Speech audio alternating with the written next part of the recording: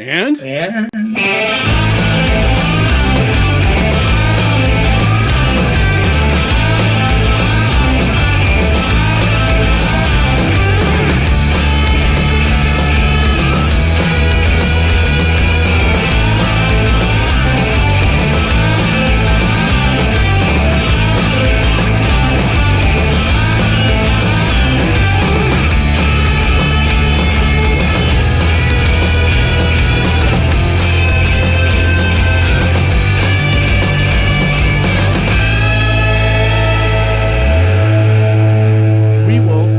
to screw it up less next time, although we can't possibly screw it up as badly as the city is screwing this up.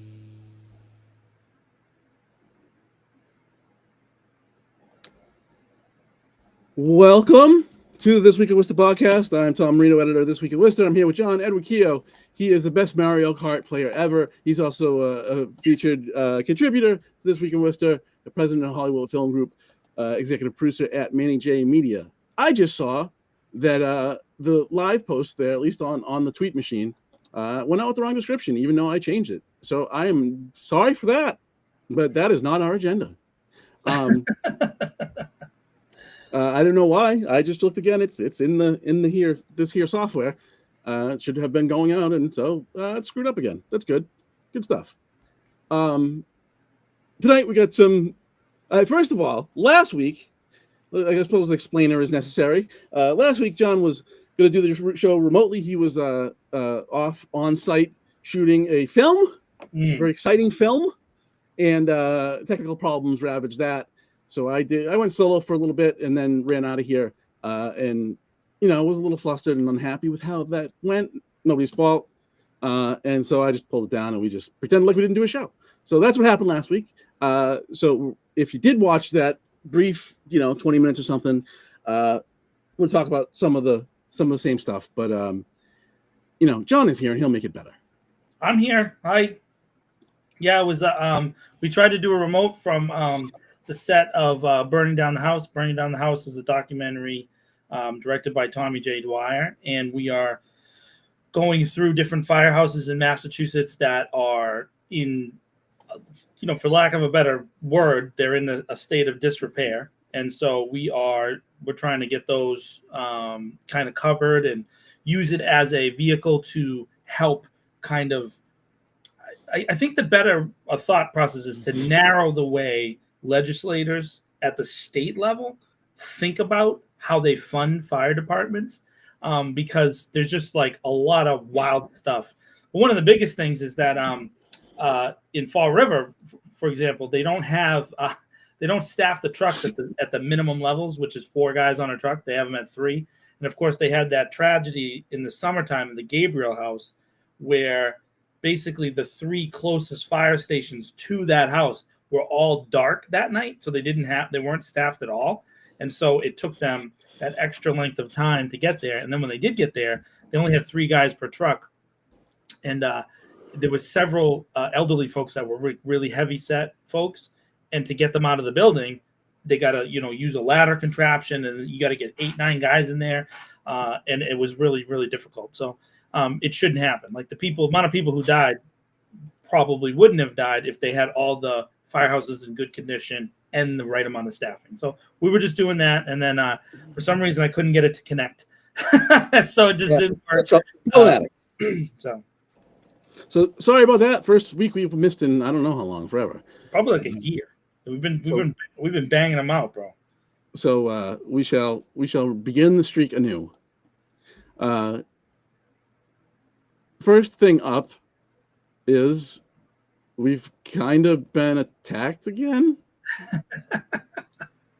Well, wait. Before we get to that story, I just want to say to everybody real quickly, Tom and I are now the leading cover sports bureau in New England. So you can follow all the sports on thisweekinworcester.com. Go to the website, click, share, like, follow, all the stuff. All right, go.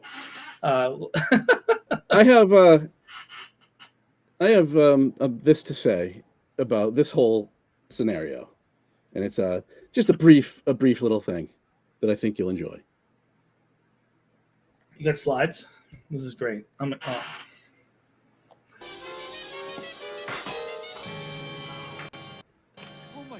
I shot my eye out. You'll shoot your eye out, kid. That's all.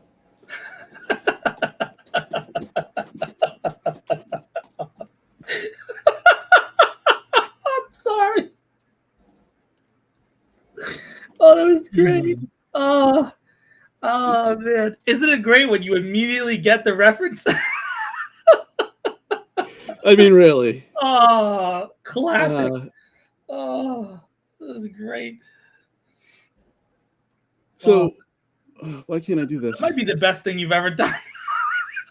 Wasn't that good? I thought that was good. I thought that was good. I was proud of myself for that. So what we're talking about here is I just hit the wrong button. What we're talking about here is statement from the city manager that mentions us explicitly. This is on his the account CM-Batista. So I guess his personal account. I'm not sure really if it's not on the Worcester account, just on his account. Right. An incredibly irresponsible claim we made in an article. Is buried, Tom. I mean, I buried it. We buried because that's what we do here. We're gonna get to that in a second. Let's look at the substance of this horrible thing that we said. Right. This is more of the city manager's typewritten on it and then turn it into an image and then share it on social media so he can say a bunch of words that he doesn't need to say. By the way, a trend I hate. I hate this awful. trend. Oh. It's the worst. Because and then you want to copy something and you can't. Which is just always irritating to me. Like every document the city puts out that is not like OCR PDF, it's like an image PDF, so you can't copy anything. Irritating. And like circa 1993, by the way. By the way, candidates out there that are using this, stop. Please stop. It's bad. Worst of all time. And so let's so he never heard of a 287G, which is this was relative to John did a city council preview. In it, he said this. According to sources within the Worcester Police Department and City Hall, City Manager Eric Batista and Saucier discussed the potential of opting into not 278, that's a typo, 287G over several weeks after the election of President Trump. The financial benefits were a significant part of that conversation. So when these agreements are done by municipalities and ICE, there's reimbursement, and it can be substantial, right? Yeah. And so what we said is what we were told, and I mean, understand that this part of the piece was really about Councilor King's resolution on this topic. It says the council stating its position that the city shouldn't do this. Now, the city council rarely does this, make policy statements, but that's actually what it is supposed to do. Is lead on policy, not wait for the city manager to tell them what he's going to do and them agree. That's not how it's supposed to work. That's how it works here. It's 287, not 270. Yeah, I know. I said that. I said it's typo. And so, but as kind of just a background paragraph on that, we in John's piece he put this, and really all we're saying is like the administration already decided its policy, right? It took this up as an issue, discussed it, evaluated it, and obviously decided against it because it didn't do it. And it did this after the president was elected, knowing that this immigration push was coming, right? That's all it was. It was background, right? This, in my mind, when I read it, because I edit the stuff, when I read it, I didn't see anything controversial here. Because I guarantee you, if we thought it was controversial, it would have been the headline. Right. And I like, it wasn't, the way I wrote it wasn't to suggest that they were thinking about doing it. It was, right. I reached out to our decided this long ago. Yeah, I reached out to our sources and I said, hey, did you guys discuss this? And they said, yeah, we discussed it, and they rejected it. And that was the entire, it wasn't even like a big deal. It was just, oh, hey, this is something that they were thinking about because the Trump administration has forced every police department to think about it. That's it. Not because Eric and Paul were like in this secret plan. And I don't know how you read this paragraph. I don't know how you read this paragraph and you think that that's what I'm saying. I don't get it. It's just amazing. It's just amazing. And then after they complained. So actually, before we get to this, So he posted this on Tuesday around 4:30. Right. And I was going to city council that night. You were going to city council that night. Yeah. I'm already up out of my chair, kind of ended my workday. I'm, showering, get whatever, trying to be a human, eating food, etc. Be at city council for 6:30. And then I stayed a short time because they irritated me arguing about nothing. Yes. And I went home and, one thing the city's doing well, putting the meetings on YouTube, because now if you miss some of it, you can go back and make sure you see the whole thing. Yeah. Live, which you couldn't do on Facebook or other places. And so I rewound. So I didn't finish the meeting. That meeting was forever long. And I didn't until after midnight. I didn't look at anything. So I didn't know while I was at city council or while I'm sitting here after I was at city hall that this was going on. I had no idea. And then I do Talk of the Commonwealth with Hank Stoltz every Wednesday morning at 8. And I'm not exactly an early riser. So, I didn't see it. I'm sitting there doing Hank's show, and he brings up Christian's order from the night before, Christian's order from the night before. But he brings it up like mentioning this piece. And I thought it was a little weird. Like it was like going out of the way to bring the piece up. But I was like, oh, he's just promoting the piece. That's fine. Like, whatever. But it just felt awkward the way he did. Because again, when I learned what was going on, it made a whole lot more sense. But I had no idea as I sat there, this was all happening, right? So we made some modifications to try and, because apparently we need to articulate that these conversations took place months prior to the ICE arrest on Eureka Street. After the president was elected, right? Because this is how dates work. We published that I did it again, 278, that's 287G. That they discussed the potential of opting into this 287 over several weeks after the election. And election day was November 4th. Now maybe we got it wrong, and we're talking about around inauguration day, which is January 20th. And then the city manager referenced his executive orders on this topic, which would obviously contradict any ambition to get into. But he issued those on May 16th. You see how dates work is some come before others, and others come after some. Are we after that date now? I think we're after that date now. Yeah, we are indeed after that date now. Okay, all right. So, John, this is a pop quiz. Yeah, sure. Which of these three dates is later than the others? May 16th. Weird. So is it humanly possible they talked about a thing in November or sometime November, January-ish? Yeah. And then made a decision, and then in May put out a statement that was in line with that decision they made previously? Right. Imagine. So let's interpret both positions. I had to do slides for this. I had to. Let's interpret both positions. This is the best thing I've ever seen. The city manager engaged in. See, our position is this is how I read it. The city manager engaged in a reasonable decision-making process through consultation and discussion with his team. So I support the process, and I support the conclusion that they came to that they weren't going to do this. And they said, "Nuh-uh, we didn't do that. We don't do process or consult with team."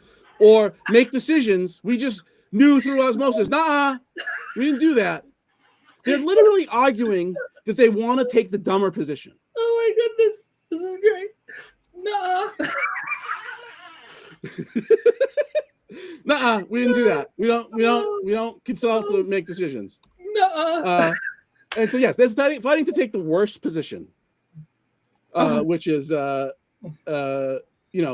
they don't talk about things apparently. This is great. So oh man. Yeah, that's some communication strategy you got there. Nuh-uh. That's the end of my not so long presentation. It's the whole thing's odd. And this is the only really conclusion. So now I get serious. There's 2 points I want to make. One, this isn't a communication strategy at all. This is a disaster. And there has been other communications issues in the past, and they seem to be persistent. And it's, time that there's going to come a time, maybe we're there, where a conversation needs to happen of, is this group, this administration capable of effectively communicating? I think it's a legitimate thing. So here's the I'm the reporter, so like I did the work. I wrote the thing. I try to we're trying that city council preview seems to be one of our people like that, and they like the follow up afterwards.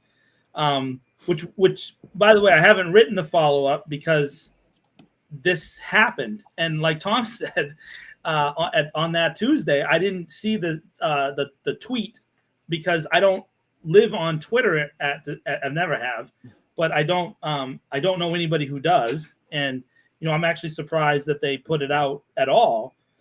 And then of course I'm in the meeting, and so like Tom said, there was a bunch of kind of aggravating stuff going on that night. I didn't stay to the end. It was the first meeting I haven't stayed to the end in a couple of years now. And so I went home and watched it on YouTube, like Tom said, and finished it, and then wrote my notes. And then the next morning, after Tom goes on the radio show, we start talking about this story and what's going to happen. And then we get an email, which I didn't know was there. I think the email was sent the day before, right? So I didn't. Yeah, so it all happened around the same time, but I'm up and moving. I didn't see it. Right. Yeah, no. So we had reached out to the city manager's office and asked them for, a comment, thinking they were going to take a comment and be like, absolutely, we discussed it, we did our jobs, and we decided to reject it because that's what we believe is the position of the city and the city council. And that I thought it was a softball home run question for them, and I was gonna. We would have put it into the recap. That was the whole idea. It wasn't attacking. it wasn't anything at all. And then we get this thing. So let me say that my initial response is I'm right away I'm like pissed off because the city manager's spokesperson, Tom Matthews, first thing he does is he emails and reaches out to Tom. He doesn't respond to me because we're 6, right? So he doesn't even reach out to me. He has my phone number. I've talked to him a ton of times. I've dealt with him in email a billion times, going back and forth over Manny's show, Tom's paper, a ton of stuff. I've been in interaction with this guy, and he has the ability to reach out to me, but he just doesn't want to because I really just don't put up with his bull. And I really don't. I have a hard time with it. And he always takes the approach with. By the way, I think I'm like 12 years older than this guy. He regularly takes the approach to talk down to me, and it's been that way the whole time I've known him. Like he thinks he's superior than everybody he talks to. And by the way, this is not my opinion alone. This is Manny, this is the Telegram and Gazette, this is the Worcester Guardian, this is every single media outlet. Let's not speak. I mean, I've done the work. And I'm just so you know, this is not This Week in Worcester's opinion. Let me cover. No, I mean, nonetheless, let's not. But I have spoken to people from every single media outlet in the city, and they all say the same thing. Tom Matthews is a dick, and so I'm mad in the moment. I'm just being honest with you. I got mad.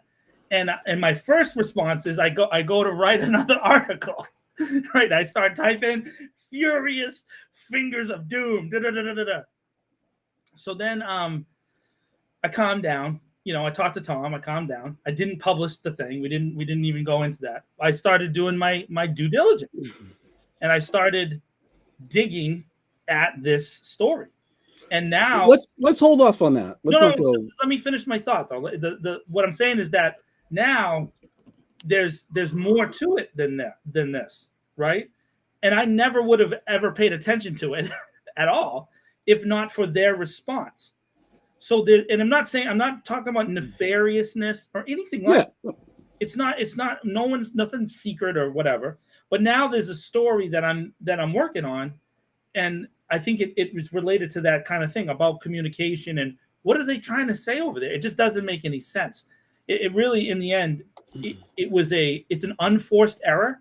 And what it makes me think, and this is my final part, is that the work that we're doing here at This Week in Worcester is starting to matter because we're hitting really close to things that are issues there, which is this inability to truly articulate their message, which, by the way, they shouldn't have anyways, because that office has way too much power and authority, and it has grown past its ability to functionally manage the city of Worcester. And so we're stuck with these kind of unforced errors on a regular basis for no apparent reason. I just want to make, there was other slides, but just want to make one other point though. So the quote buried in the article, the headline, City Council Preview for September 30th, 2025. So we've done, this week has done City Council Previews in the past. They didn't necessarily do very well.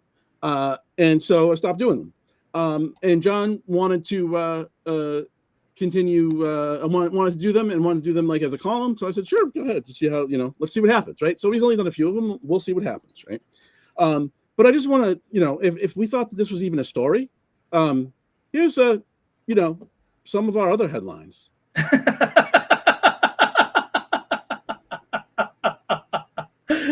Oh, this is great. This is great. This is excellent. So I don't bury things in pieces.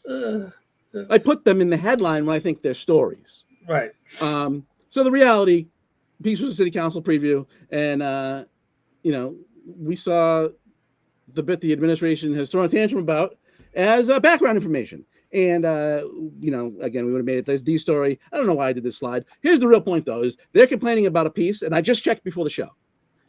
The total page views on that piece is 238. That's page views, not That's page views, not sessions. That was it. That's really it. That's page views, not sessions. So like them going back to it a few times, right? Or like bouncing it around and talk about it or whatever they did, like that's in there. Like nobody saw it. Nobody saw it. So by the way, everybody go and watch that. Go and check that out now. Like, follow, share, screenshot it, make posts with it, share it to all your people, and say they are having a tantrum over this article. It's great. And get it out to as many people as possible. And I think this, is maybe it's at least hard for me not to see it this way. Is that they're sort of looking, they're looking for something to come at us on, but they don't want to do that about the behavior of their solicitor. They don't want to do that about police issues because they don't want to talk about that ever. Right. There's other issues that I've written about or John's written about that, and they don't want to talk about those issues. No. And so they work themselves into a shoot, as they say, and came at us over nothing. Yeah. Very wrestling oriented approach that they took over there. Yeah, right. They worked themselves into a shoot. Really so good. Here's the best thing that I think about this is that I can't help but contextualize this within the bigger Eureka Street story for Worcester and how big this story is.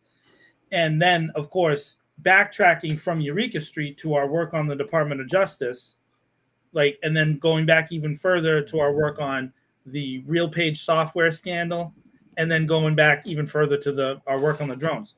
So Tom and I have been working together in various ways for some years now. And we've been accused in lower degrees, right? So not as high as posting things online and making public statements and making releases. But we've been accused of being liars before, right?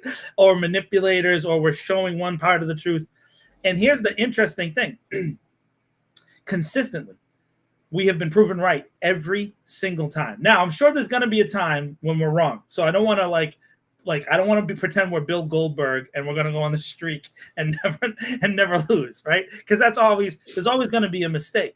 And there have been times, for example, when there's been like a typo or something, and we've been lots of typos. There's insane amounts of typos. No, but there's one particular story I wrote about the police department where I had said 6 deputy chiefs instead of 4, and the chief of police walked up to me and said, "Hey, it's 4 deputy chiefs, not 6." And so Tom and I fixed it on the show and in the article. We fixed the number, but that's how close they're paying attention to us, and that makes me think again. That means there's something that needs to be paid attention to, because there wouldn't be that kind of pushback if there wasn't something there to talk about, right? Or to just at least engage about And the other thing is, and Tom and I've talked about this multiple times on this show, they want absolutely no disagreement. Right. And so in this case, and I know that this is an overused thing at this point, it's very kind of Trumpian behavior, right? You can't disagree with them. Otherwise, they come after you. And they try to find ways to get you. And I'm not going to get into every single detail because it would just be a list of grievances, right? But the point is that what we're doing is actually important enough that it's bothering them, and they're looking for something. Like Tom said, they're just looking for something to punch down on, because I think at this point we're really standing eye to eye with them, and they don't like that. And I think that is a good thing for our city. And then, by the way, I don't want to just say this is just me and Tom, because I do think there's other people trying to do good work in the media realm in the city. There really are people trying, but they're so afraid of legitimate discourse and conversation because they're just used to being, you should listen to us, we know what we're doing over there. Yeah. That they're shocked when someone says, no, I'm not doing right. that. And the reality is, you talk to councilors and they'll do all kinds of dances about why there's no actual oversight coming out of the city council. It's because they don't want to do oversight. And I think the fatal flaw of the city manager system, honestly, at least here, it's, you always have a majority government, right? You always have, if the city manager is in place, he's in place because the majority wanted to hire him. And therefore there's no opposition, right? You have the majority in power, both executive and the legislature. And the minority in the council, and that's it. And there's no incentive to do any oversight because he's your guy. You hired him. So you don't want to find anything wrong. You don't want to say that, they're executing this policy poorly or this money wasn't well spent or whatever it is, right? I'm not talking about landmark things, front page news. I'm talking about the nitty gritty of governing and policymaking. And they don't want to do that. Right. They don't want to do that because they don't want to know what they're going to find. That's true. So you're right. But you know what the interesting thing, and I do appreciate the people who follow our show and watch our show and read the articles and engage with us in public. So they don't want you guys. They really don't want you guys to take anything that we say to heart and then actually become engaged with them from another angle, right? And I went, so I go back and I watch these meetings now, and there's some statements in there that are kind of like amazing. So it's so good. This article, right, created this kind of like storm in that group. But George Russell made this weird offhand comment that I never would have thought had anything to do with what we're saying. But then he said that there are people calling in who think that you're about to get involved with this agreement, and that alone means that I want to vote for this petition. And he used it as his argument to ask Kate Toomey to drop her hold. And then when I saw that afterwards, after I got over being pissy for a minute, I realized, holy moly, somebody called George Russell because they read our article and made him think that that's what people are thinking out there. And that is, do you realize how deep you have to go? That is mental gymnastics at its finest. That is gold medal level mental gymnastics. It was wild. I'm like, what is happening here? And then so then we try reaching out, and I do individual stuff, and then I do some stuff with Tom where we reach out and try to engage, and they either kind of blow you off, or some like text me on the side. It's hilarious too. Some of the people who don't like me in public, they text me on the side all the time and say and give me stuff that we use as background stuff. That's what background work is in journalism. If anybody wants to understand journalism, you have people with biases.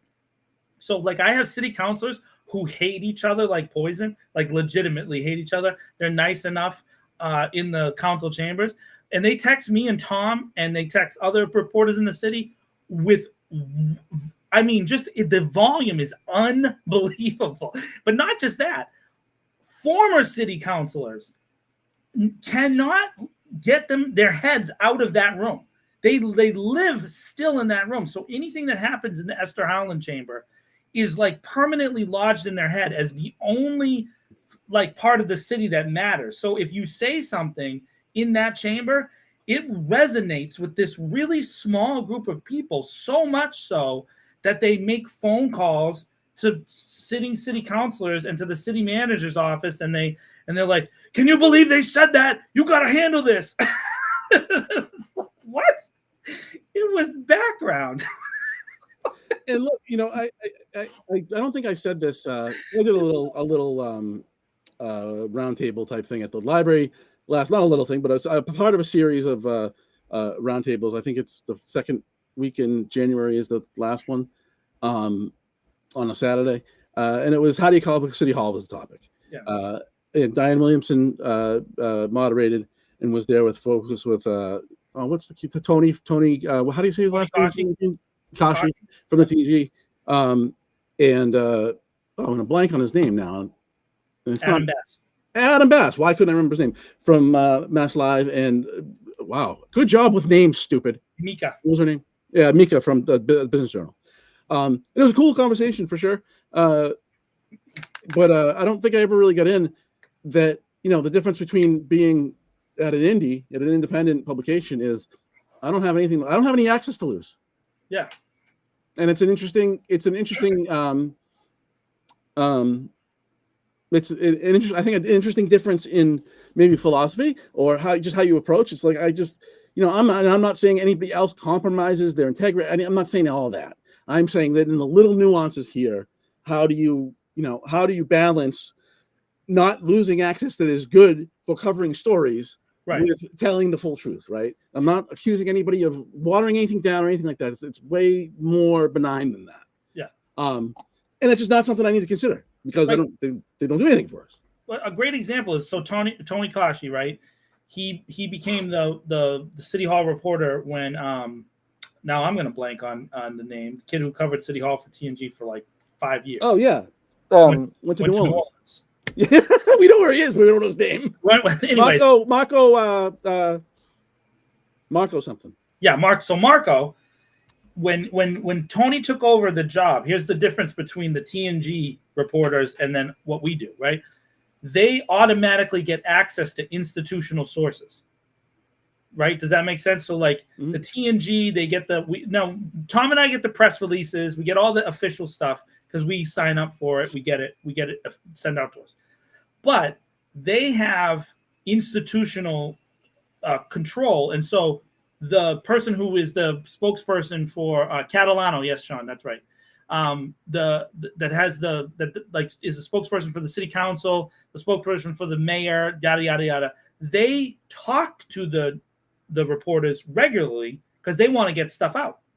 So there's and it's not necessarily evil. It's just they have stories that they have that are priorities. Right. They have nothing they want to get. That's the nature of the game. There's kind of an exchange there that happens. So like if you see a press release from the mayor that gets out and you're like, you don't see it anywhere else, you can get a general idea that outlet probably puts out that hoping that they can get more background information from the mayor. Completely normal. The difference with Tom and I is we actually have had to work hard.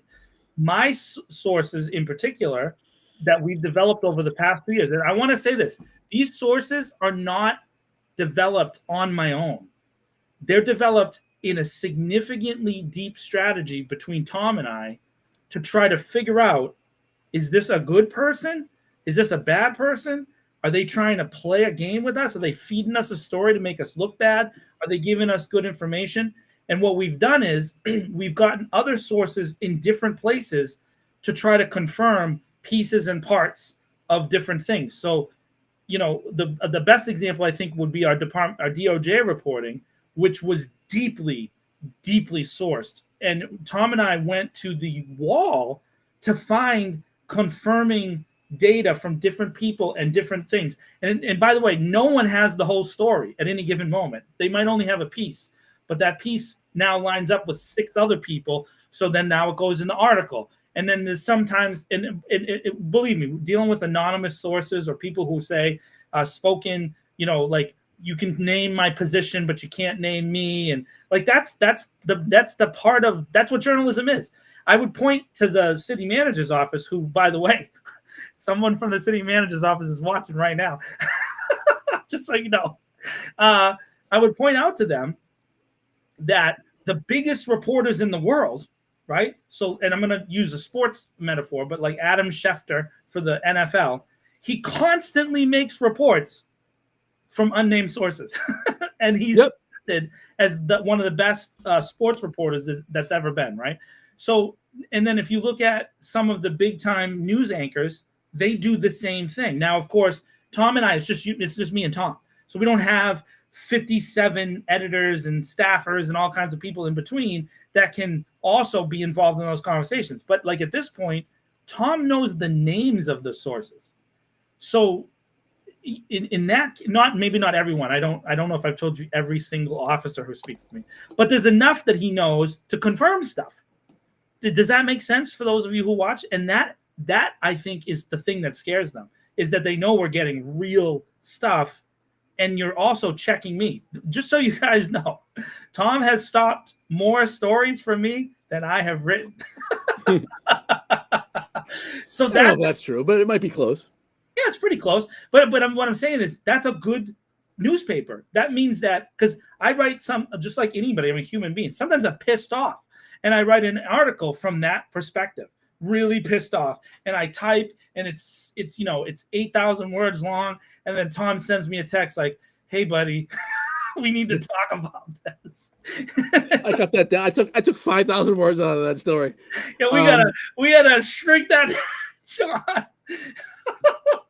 So yeah, enough journalism, inside baseball stuff.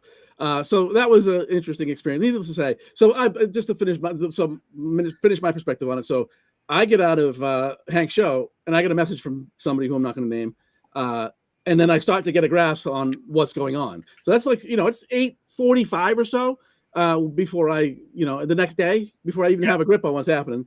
I soon after that talked to somebody at the city manager's office, and it took all of my will not to scream. And I had a scheduled, barber's appointment, which I went to, and then, and then came home and went to work. But it was all quite odd. The big town of Worcester. That's all I can say. It really is. It's so silly. It really is. Let me tell you, I have one other thought, and there is a story that I'm working on that you guys can know about. It's about the Chandler and May Street construction project. So I'm working on a kind of overview of that whole process. So that's the double rotary that they're going to put in front of Worcester State, which has some controversy behind it. So I've been working with sources and all kinds of stuff to get it. There's people, right, who talk to Tom and I, and their job is innocuous. It's like not even an important job necessarily. And I'm not going to talk about city jobs. I'm going to talk about like at a company involved with construction, right? They're not important. They're not like, if they got fired, like the company wouldn't stop. And I talk to them, and when I talk to them, they're afraid that their name will somehow make it into the paper if I ask them, "Hey, what kind of concrete are you going to use in this project?" And the person will tell me, "Oh, we're going to use such and such concrete." I'm like, "Great, can I quote that?" And they're like, "I don't know. I don't want to get in trouble." You don't want to get in trouble over concrete selection or over road grading or over where the cable wires are going. That's the culture and institutional fear that has been placed into the local people that do stuff in the city. From the city, they are afraid to talk about nothing. A story, by the way, that is not an attack on anybody. It's just a fully developed piece that I've been working on that Tom let me work on. By the way, he doesn't have to let me work on that. He could say, "Hey, put a pin in that and let's move on to something else." But I like it. I'm interested in it. I've done all the work. I've talked to so many people about this thing now. It's like 80 sources in at this point, this one story. And it's boring too. It's so boring. But I'm right in the story. And just to give background, to the whole kind of thing, and they're afraid. So that's another thing that just doesn't make sense. And I think one thing that bothers them about Tom and me, and maybe because we've been paired up for a while now, we are not afraid at all. And so I think that's something that, like, and I don't give deference. I don't care about your position. What does that even mean? I mean, it doesn't matter at all. If the world ended tomorrow, your position will mean jack squat. It doesn't mean anything. I mean, I'm always respectful to people. I always try to be fair to people, but I mean, I'm going to write it how I see it. Yeah, you are That's respectful. the gig. I think you're nicer than I am, which is pretty, which is good. Although, yeah, I think a lot of my mentality I take out in my conversations with you. Yeah. Oh yeah, the things we say about people are horrific, but that's private. Yeah, I mean, not great. look, I Can you believe he said that? Try to be fair to people. Try to not unfairly, if somebody's taking a hit in a piece that's worthwhile, that's relevant, that's newsworthy, and somebody's not going to like it, you still do it respectfully, and you lay out the facts. You don't, talk about dumb things or talk about the person personally or whatever. I don't have time for all that. There's too, and I mean, so the gig is, the gig is learning about a thing in a short period of time, enough where I can explain it to you. That's what it is, right? Because while you're living your life and doing the things that you do, going to work, whatever it might be, right? You're doing whatever you're an expert at or whatever you're good at. I'm trying to learn about the thing so I can explain it to you, right? Yeah. And that takes talking to these people. So, but once you get inside, kind of intergovernment stuff, not intergovernment's the wrong word, but inside how things work inside government, it's just so quickly that all common sense and anything that makes sense just evaporates. It goes immediately, and it makes me wonder if anybody normal could ever actually run and be a part of that. Like, it changes you. It just does. I can't. Some of the people that I like that are there, I worry about their soul because they're. I don't know about all that. No, but it's just telling you my thoughts. The culture in especially the city council is go along to get along, and that's not what a legislature should be doing. Yeah, I would also point out that again, some of the relationships that are in public cordial are just not. They're not at all. It's just interesting. I have a thought real quick. I know I'm about to move on, but from the national perspective, something I've been thinking about this a lot. You guys have all probably heard the kind of constant, nonstop output from the Trump administration saying about how the ICE agents are under duress or attack, and the entire fault of that is the Democrats or is other people criticizing them, right? That is a specific diversion from having to talk about the new tactics having anything to do with how people are responding, right? So we've seen a massive intentional tactic change where now they're aggressive and they're wearing masks and guns and putting people down, and we're seeing videos of women being thrown to the ground and children being hurt in our own city. A little girl taken to the ground by 5 people. I mean, that's a complete change. We never saw that before. At least we didn't see it on this scale, right? And so that is not a factor in their minds. And I would point out to the city officials here in Worcester that the constant dishonesty that has been put out for years is a factor in our skepticism that what you're saying should be listened to. But you don't acknowledge that as a factor. And so the group of people, and again, I don't know what the election results are I hope people are fired up, and I hope people go out, and I hope they do what they say they're going to do, right? Vote. But if it doesn't change, that's the continuing frustration from that group of people. It'll continue because they don't acknowledge that. They won't. And I don't think they will unless they get fired. Well, yeah. And I mean, look, I think we, not so much that, right? Like, see what I think those that have been there a long time certainly don't want is any large swing in turnout, Right. because it's working out quite well for them right now. Not that they necessarily do anything about it. I'm not saying anybody's trying to depress turnout, but there's just no motivation to try. No excitement to see increased turnout. That's for sure.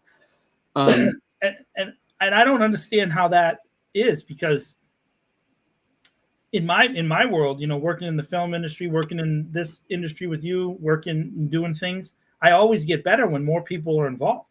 I'm not saying everything has to be done by committee. Like you can't, have it ever never-ending debate. So like 9 people are voting for every decision. But I think collaboration and critical feedback is like, I don't know, it's my lifeblood. Like real critical feedback makes me better.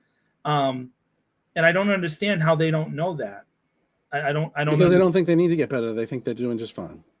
That's a real issue. There's a fundamental cognitive dissonance. It's disconnected from reality, because that's not how reality is. It's just. And I think we saw a great deal of that at large city council debate. The debate was wild. Thank you, by the way, to Manny J Media for broadcasting that sucker live. That's always good. I can go back and watch the video over and over again because I know the guy. You know what I mean? I know the guy. So I mostly just kind of listen to it in the background, because nobody's going to say anything, which is problem number one. Nobody's going to say anything, right? Except they did. I mean, yeah, but almost. I don't think they wanted to. They screwed up and said something. Yeah. They let the first thing that jumped out at me was, when the housing obviously came up in significant way, and I think it was the mayor, Councilor Bergman, and maybe also Councilor Clorio mentioned ADUs. Yeah. As like an accomplishment. Folks, the state passed ADU law after they passed it. And the city had to go rewrite theirs because the state's was much more comprehensive and aggressive than what they did here. Them. So it was not an accomplishment. Right. They can't take credit for it. Yeah, but they are. They are. And nobody, but to their credit, they said it and nobody pushed back. That's how it is, because so there's why you need independent media right there, because right now on our station is the first time that someone's really asking that question. I know that Bill wrote an article wrote a paragraph about it. He said he's going to expand on it later. And Worcester sucks, but realistically, it's just the independent media that's even talking about it. And the only reason we even have it on video is that we had another independent media person go there and cover it after a little kerfuffle over that, right? So Manny now is going to all these debates, which is great. So we get to see it and we can go back and forth and kind of reference it. It's wild to me, Tom, that I think I talked to you about this. So Maria will know about this. The old Aurora Hotel on Main Street. At the meeting, and then in recent campaign stuff, the mayor and several people are taking credit for the Aurora building being redone inside. And that now there's I think it's 55 affordable housing units. Okay. So there's a couple things behind that real quick, and you can look this up yourself. The reason why that building was redone is because they lost the lawsuit. They lost the lawsuit. The company that manages the Aurora lost the lawsuit, and because the people were living in squalor. It was a horrible place. It was never designed to have that many people in it. The Aurora Hotel has a lot of history. You can go into that. We don't have enough time on this show. But long story short, it's a program for people who don't make any money anyways, that already live there. It's a subsidized federal property. It literally has nothing to do with the city of Worcester. And yet we saw at least 4 that I heard say it. And that's why Maria knew about that, right? So that took credit for it. And nobody at the meeting, and I'm not saying the folks in the audience need to do this, I'm talking about the media people. No one said, hey, what did you guys do? What did you guys have to do with the Aurora? The only thing they did was they went to the ribbon cutting and shook hands. You got their photo op, yep. The photo op. But the folks that live there are people that are referred. It's referral based. It's not, you can't get into there. You can't just go there and get an apartment, right? So Maria would know this is an application process. It's not an easy, those kind of buildings are not easy to get into. You have to go through, I'm pretty sure you need a clinical referral or a program, like if you're with probation, or you need some kind of referral to get into that program. You can't just walk up and rent from the Aurora. It's just not like that. So it's just weird how they all, like you said, same paragraph of taking credit for the ADUs. They took credit for a building they have nothing to do with. Nothing to do with. Yeah. Nothing to do with. It's just wild. Yeah. And then just the non-stop.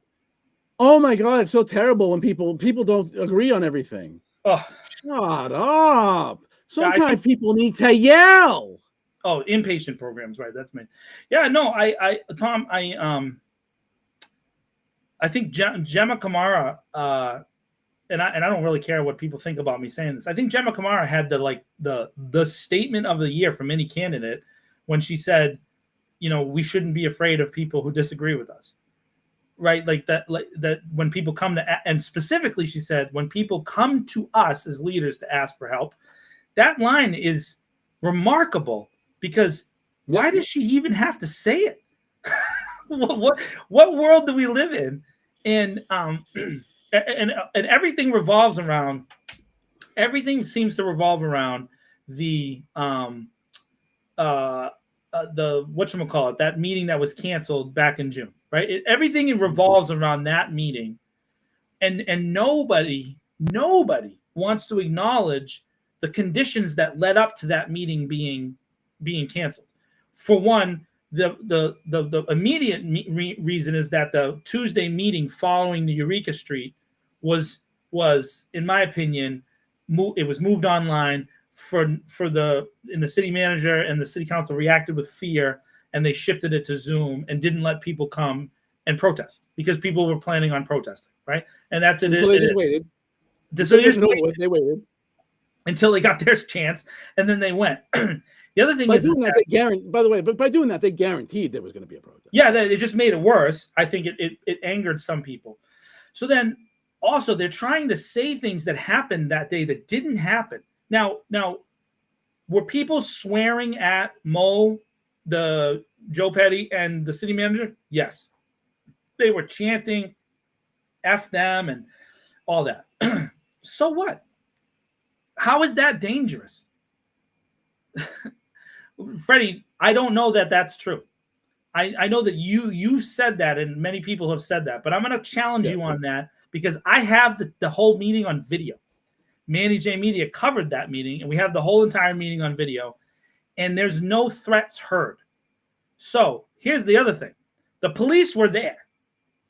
If there was a threat made in that room, you would have known the person who threatened you. So why didn't the city councilors push for a charge against someone who made a threat? Because it wasn't like there was 10,000 people. They didn't hang around long enough.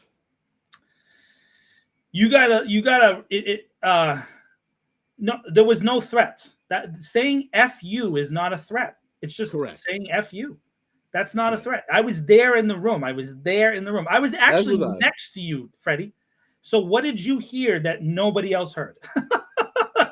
You're just making it up. And so that's a problem. Now, there was another thing that and Donna Colorio and Mo Bergman both said this about the two women who came to speak that were from the women's crisis thing.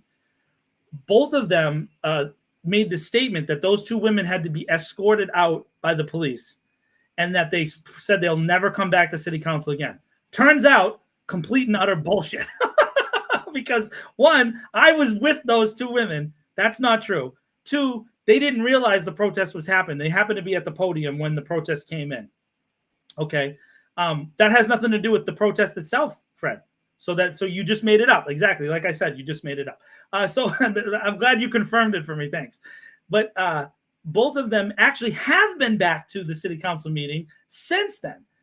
And that is just, and now, so I reached out to, the different people who made this claim. And I was told, well, I didn't meet them.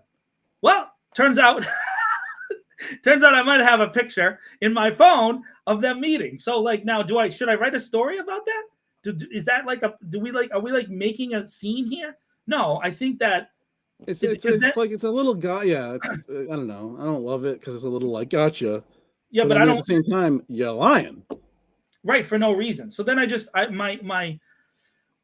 don't. You and I can't cover everything. We can't. And so it's like, damn, they lied about that too. It's like, do you cover this lie or do you cover this lie?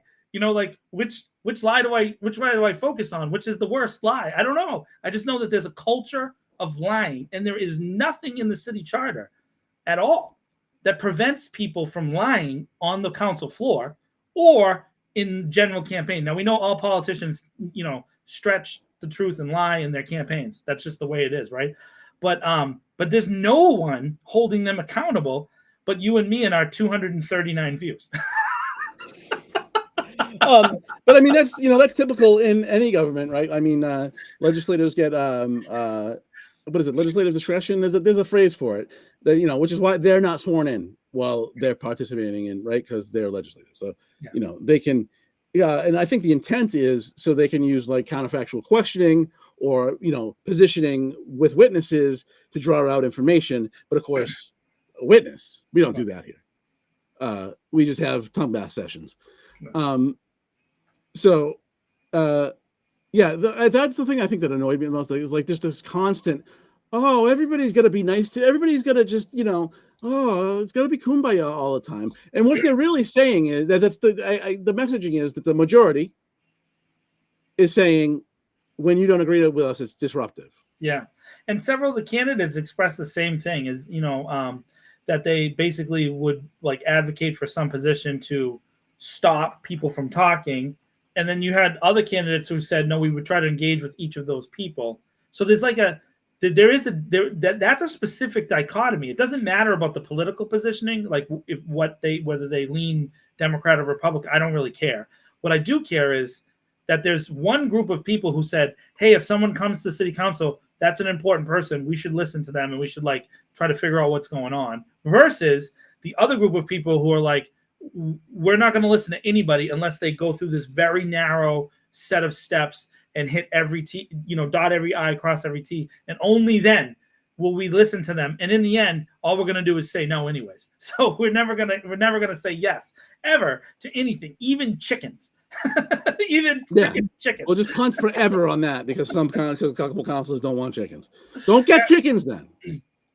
Yeah, it really does come down to that. It comes down to that there's certain city councilors who live in certain neighborhoods who don't want chickens in their neighborhood. It has nothing to do with whether it's the right policy for the city of Worcester. And always is a straw man, because the neighborhoods they live in, I don't know that anybody wants to have chickens in that neighborhood. Well, I mean, regardless, though, there's not actually like thoughtful policy analysis. No, it's just reaction. Everything's reactionary. And even when there is a thoughtful policy presented, it's presented in this cultural just cesspool of dishonesty and like power and control in a city that's not like, I don't know that Worcester's going to set the tone for the rest of the world. Like, why are we acting like if we make a one change here, that it's going to like, the sprinkler thing really just sticks out to me, Tom. Like, the numbers, by the way, since then, again, another story. Do I have time to do all this story? But at the time, several councilors on the floor said only 150 towns and cities and towns had opted in. And it turns out that's not true. Because the sprinkler ordinance 26I, it was automatic. It was a Massachusetts constitutional thing, and so there's a bunch of cities and towns that don't have a sprinkler policy, and the state passed that sprinkler policy, and all of those cities and towns that don't have one, they never opted in, are automatically opted into 26I. That, if you go back and look at the legislation, which was 40 years ago, it wasn't like it just happened the other day. And they've updated it since to reflect, modern building standards. But so when you say that only 150 have opted in, You lose the 120 that were automatically opted in, and so then it shrinks your argument. But I have to say, I know those city councilors making that argument know what they're doing. And then now it's do I have to cover every manipulation? Every manipulation? It's just wild. I mean, it's, you know, at the same time, like, it's a debate. So the intent is, you know, to win, right? And I don't have a problem with that. I don't have a problem with that. You know, when it comes down to we have collected the facts, we have collected all the data, and now we fight about the interpretations of that data. I don't have a problem with that. But there's no gathering of the facts. No, just they just wait for the city manager to write to have somebody on the staff write a position paper and hand it to them, and then they say, "Oh, well, just do that because that's what he told us he's going to do." And that's city government in Worcester. Yeah, there's very little else that goes on. And then of course, I think that this goes back to the original thing about this reporting issue. We're by reporting on some of it, because we can't. I wish I could cover everything, Ash. I really wish I could. By reporting on some of it, we're undermining their credibility. We're undermining their credibility, and not just with like a couple people. It seems more and more that it's other people that are listening, and so it's like, well, you know, if you want to help, there's ways to help. I'll give you stories to track down. If you want to write for This Week in Worcester, Tom and I have room for you on staff. You'll get paid exactly what we're getting paid. Nothing. But you can have a byline for tomorrow if you want. Recruiter. So I mean, anything else on the debate? It was largely uneventful. Nobody pushed back on anything. It really irritates me. Like, it's not a debate. It's like everybody's all like, I want to look regular. Yeah. Push back. Yell, get excited. Say that's nonsense. So I know you're not a big modern wrestler guy, but I did tweet something the other day that just is kind of, it hits on this. So Pete Hegseth, that guy up at the Department of War, my bad. He had this speech in front of the generals, and he said no more beardos, which, by the way, I didn't know what a beardo was, but apparently I'm a beardo, so it's cool to know. But he has this fitness standard. So I don't know if anybody knows who Roman Reigns is, but Roman Reigns is the tribal chief, very popular wrestler in the WWE universe. He's basically, the dude's a Greek god who has a beard, like an epic beard, right? And he's chiseled. And he would probably beat up most soldiers by himself. He's that kind of guy. And I took Pete Hegseth's thing, and I added a picture of Roman Reigns, and I said, "Hey, you don't want this guy in the army." Because there's this really long wrestling analogy. There's this, when they come up with a standard, a universal standard, we know humans don't fit universal standards. We know that. And we've seen them consistently fail. So that at the small level, the city level, they want to come up with these standards that we know are going to fail, because it actually, when you get down into smaller, and this is something Tom has brought up in some of his data analysis of certain things, when you actually get down into smaller populations, dude, the data can skew in weird ways, because it's a smaller control group. So you might have maybe the population of Worcester, it's only 200,000 people. It might skew heavy in a direction that the rest of the country doesn't, because it's such a small population. You can't control for these small numbers in relation to 350 million people. It's just not how science works. And yet they will make these interpretations like, well, we should do it this way because such and such did it that way over there. But that might not apply here, because it might be a data point that's moved one way or the other. Not to go too far into data analysis and stuff like that, but that's no. I mean, I think it's, it's a. I mean, I don't want to go over ShotSpotter again, but just that's the example that comes to mind. Is they've had this thing for how long, and they still have. I mean, look, there's no peer-reviewed way to analyze its effectiveness. There's a lot of things. This is a loaded statement, but they haven't even tried to come up with a way to evaluate this thing. As I forget who it was, but somebody said, everybody I talk to, it makes them feel safer. I don't care what it makes them feel. Right. I don't think the people of the city should be paying $560,000 a year because it makes some people feel safe. Right. Does it work? But also because we were watching in live time them at least manipulate, if not outright lie about other things. How can we take them serious when they say all the people I've talked to say the same thing? I don't believe you. At this point, I think you're just flat out lying. I don't know that you even, I don't even know if you talked to anybody about it. I don't. And I have a hard time. I don't know anybody ever, Tom, that I've ever met that would walk up to a city councilor at a meeting out of nowhere with no context at all and just walk up and say, hey, ShotSpotter's good. What? Like, hey, thank you for getting ShotSpotter. I feel great about that. Who does that? I don't believe you. I don't believe you because you're telling me anecdotes that don't reflect humans.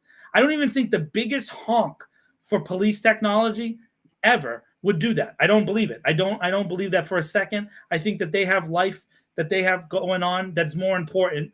Drones save lives. There's literally no data for that at all. None. It's just, again, this is what I mean. Perfect example. We have someone just making stuff up in the chat all the time. Just literally making it up. It's completely not based in data. It's completely not based in science. And that, I mean, we're going to transition into that story too. Anyways, we talk a little bit about the drones. Tom's article basically smashed everybody who was pro-drone at the city council meeting, because the example they gave at Chula Vista is completely backwards. It's out of control. It's nuts what's going on in that city, and it's been an abject failure. And that was the city that they used as an example. I think it's so yeah, let's get into that. So after Councilor King was criticized for bringing his the 280 the immigration resolution right before the election, then Councilor Toomey get up and made an unbridled pitch to the police department. Remember that you love me, with let's get you more toys pitch. Yeah. And I just want to be clear about this. This is going to happen. This has already been decided. It's going to happen. They're doing this. Oh, they're probably gonna. Oh no, I'm with you. No. She wouldn't have brought it up because she had no idea what she was talking about. She has done zero research on this. What she presented was handed to her probably by one of the police unions, and she said, "Okay, I'll say that because I got an election coming up, and I just want you to remind you all to get your members out who can vote." This is going to happen. It's already been decided. The city manager also is not unfamiliar with this topic. Yep. They've already studied this. They've already decided it's going ahead. Yep. They're gonna pitch this as there's only a pilot that's going to cost us $30,000, and as soon as the first drone gets here, there will be no turning this back. It will only increase. Yep, it'll be more and more and more. In the city that they said that Councilor Toomey mentioned, Chula Vista, in its third year, that had a budget line item for $1.5 million, and then after that, they took the line item out of the budget. So I don't know what it cost. I know that in I think it's Oak Ridge, if I remember correctly, California. They are probably going to be the first city that goes to the automated system, where these things actually deploy on their own in response to 911 calls. They don't have a manual operator. Councilor Toomey at least insinuated that that's already a thing. It's not happened anywhere in the United States. Never I don't know if it's happened elsewhere in the world. And when this program starts, before you get FAA approved, because you have to get approval and exemption from certain regulations, you actually have to have eyes on the thing. So what in Chula Vista, they had these things deploy from rooftops all over the city, but they actually had to have a person present to be within sight of the thing. It is a massive use of human capital. And then you have to go through an FAA approval process, which is, from what I understand, used to be a year, could be a year or longer, and is now actually, they make these decisions very quickly. But there are requirements. Yes. Which will also have a cost to meet. And we'll, like everything, we'll have to get an outside law firm to represent us on it. Yeah. So this thing has a massive cost. Massive cost. And then one thing they won't ever talk, and what they won't do, anything else you want to do in this city that you ask them to spend money, where's the money going to come from? They'll never tell you where the money's going to come from.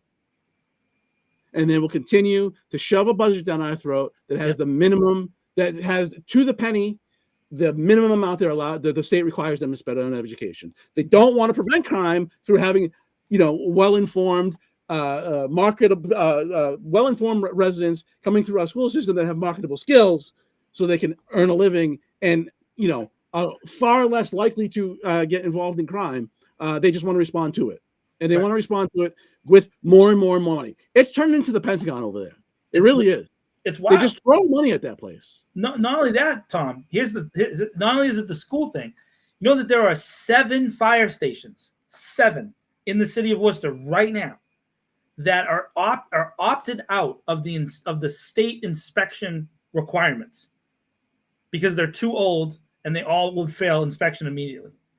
Now they have one online, the South Division station, that they're supposedly going to start building next year. And I know this because, hey, I'm the producer of Burning Down the House, which is a documentary following the history of firehouses and how they're kind of used in our state, right? They've been pushing off the building of that South Division station since the mid-90s, at least, right? It was built in 1959, so that gives you an idea of how old the station is. So not only will they cut the school, but they'll cut the fire department, right? To make sure the police have everything they have. The fire department has been wearing uniforms for 30 years, guys, covered in cancer-causing chemicals that they know about, that they literally know about.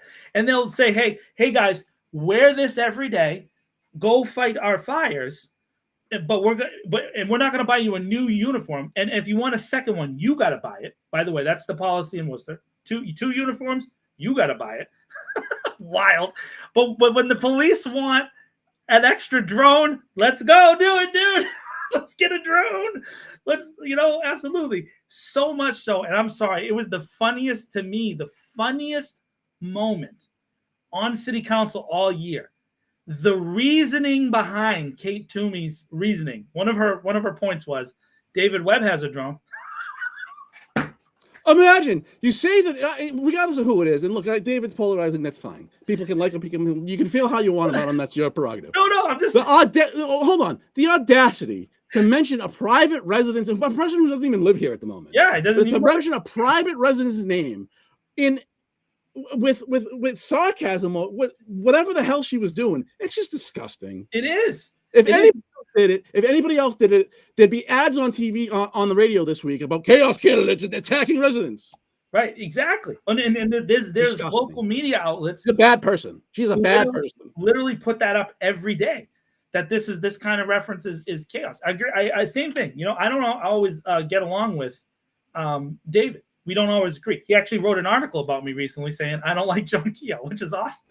I thought it was hilarious, and I wasn't mad about it at all. So, but I think healthy disagreement is a good thing for our society. However, you don't do that that to me is unbecoming of a city councilor, right? You went on the attack against a person. By the way, they have a rule. About personalities, right? You're not supposed to use stuff about personalities. So, but I think what we've learned more than anything, this is the only thing really we could have learned from the city council this year, is the rules apply as the majority feels like apply. Right. The rules. So by the way, I am going to the. I had gotten it wrong in my preview, which was that the next public safety meeting was on that Tuesday, but it's actually the 21st. So I'll go to that meeting and I'll bring that up.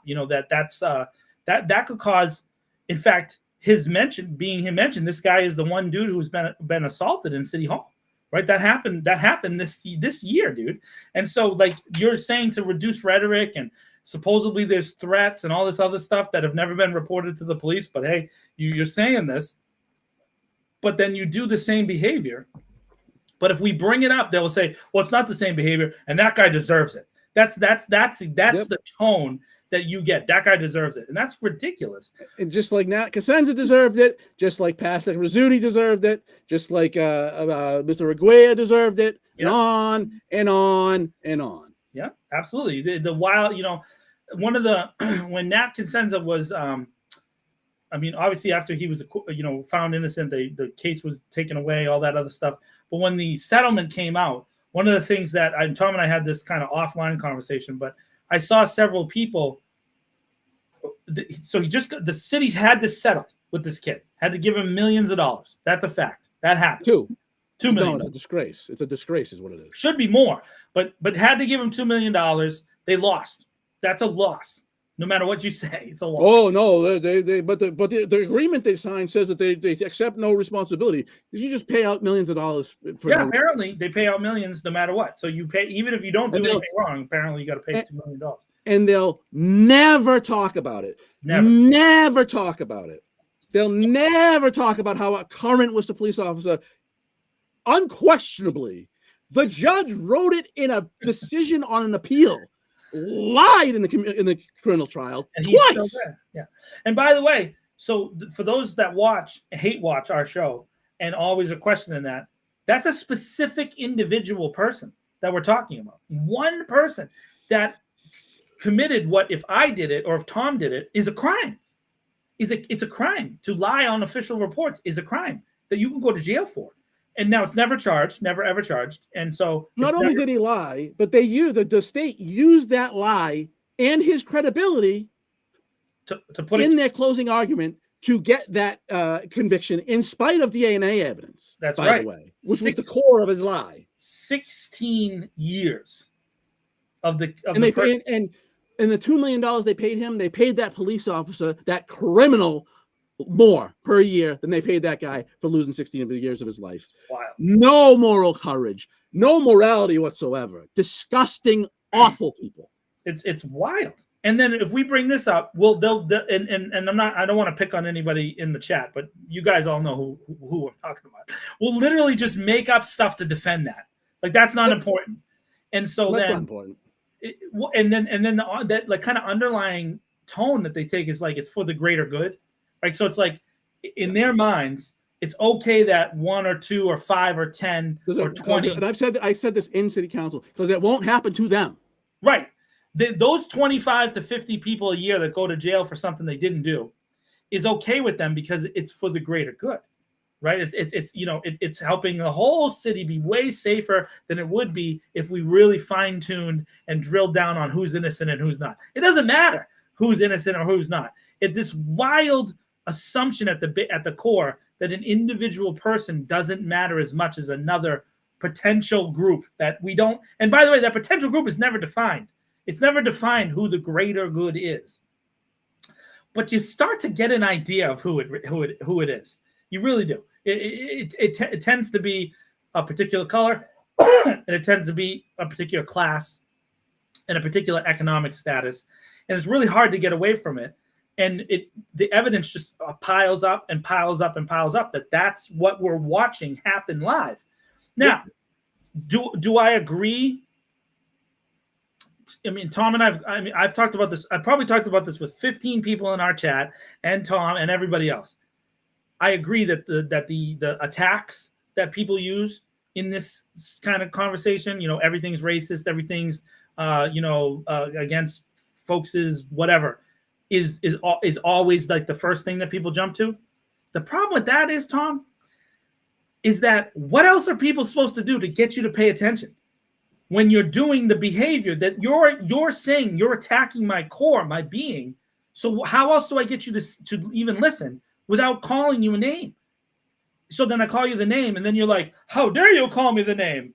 Yeah, my bad. I'm sorry. I shouldn't have called you the name while you were stepping on my fundamental rights. my bad. Anything. And that's what all this chaos candidate crap is. Or the decorum is distracting from the actual issues because they don't want to talk about the issues. As we said earlier, they don't want to talk about the police, and they're not going to. They would do so much better if they just changed their tone. And instead of, approaching it this way, they just flirted with the authenticity. No.